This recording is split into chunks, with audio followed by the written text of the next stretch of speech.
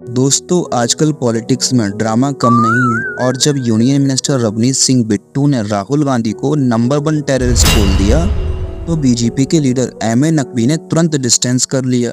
अरे अपनी पार्टी को नकवी का कहना था हम पॉलिटिकल राइवल जरूर हो सकते हैं लेकिन ऐसी घटिया बातें और लैंग्वेज हमारे कल्चर का हिस्सा नहीं है। मतलब भाई पॉलिटिक्स में अलग अलग स्टेटमेंट सुनने को तो मिलते हैं लेकिन इस बार तो बात कुछ ज्यादा ही आगे निकल गई है। यूनियन मिनिस्टर बिट्टू ने कहा कि राहुल गांधी नंबर 1 टेररिस्ट हैं और क्यों? क्योंकि उन्होंने अपने यूएस विजिट के दौरान कुछ ऐसी बातें कही जो बिट्टू साहब को बिल्कुल हजम नहीं हुई। अब बिट्टू साहब का गुस्सा समझ में तो आता है लेकिन राहुल गांधी को टेररिस्ट, वाह भाई वाह, ये तो पॉलिटिक्स का नया लेवल हो गया। बिट्टू जी का कहना था कि राहुल गांधी देश का दुश्मन, सेपरेटिस्ट से सपोर्ट मिल रहा है और बॉम्ब बनाने वाले लोग भी अब उनका सपोर्ट और अप्रिशिएट कर रहे हैं। ये तो कमाल की इमेजिनेशन है भाई। अब बीजेपी ने तुरंत डिस्टेंस कर ली अपनी मिनिस्टर से, बोले कि ये हमारी कल्चर नहीं है। और सच में कभी कभी ये लगता है कि बीजेपी के नेता खुद कंफ्यूज हो जाते हैं कि कब कौन सा मुद्दा उठाने का टाइम है। एक तरफ कंगना जो कभी मॉर्फ फोटो डाल देती हैं और कभी राहुल को नशेड़ी कहकर एक नया हंगामा खड़ा कर देती हैं और दूसरी तरफ ये बिट्टू जी हैं जो सीधा टेररिस्ट बोल रहे हैं। अब आप ही सोचिए कैसे कैसे नेता हैं बीजेपी में।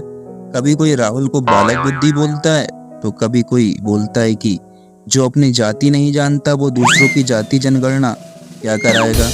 पॉलिटिक्स में सब अलाउ है लेकिन कभी कभी ये बाउंड्रीज क्रॉस कर लेते हैं और बस बीजेपी को डैमेज कंट्रोल करना पड़ता है।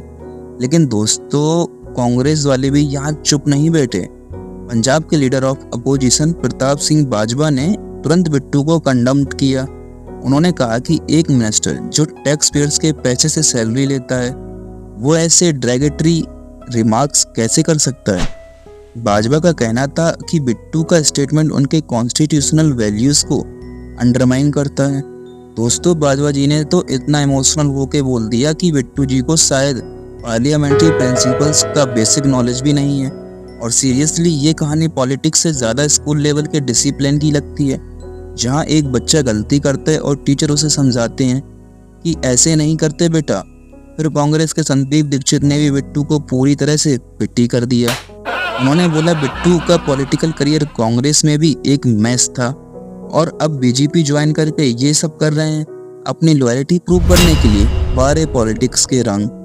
तारिक अनवर ने तो सीधा कह दिया कि रवनीत बिट्टू कांग्रेस से बीजेपी आए हैं और अब वो दिखाना चाहते हैं कि उनका एंटी राहुल गांधी स्टैंस है, इसीलिए वो इतने एब्जर्व्ड स्टेटमेंट दे रहे हैं।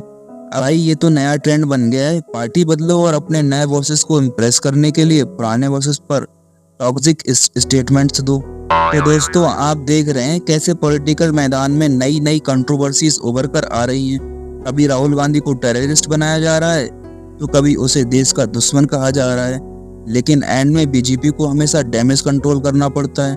पॉलिटिक्स में ये डर्टी टॉक्स का सिलसिला कब रुकेगा कोई नहीं जानता, लेकिन हम जानते हैं कि आप हमेशा ऐसे ही मसालेदार न्यूज़ के लिए हमारे चैनल को सब्सक्राइब ज़रूर करेंगे। तो दोस्तों अगर आपको ये वीडियो पसंद आया हो तो लाइक और कमेंट करें और सब्सक्राइब कर लो।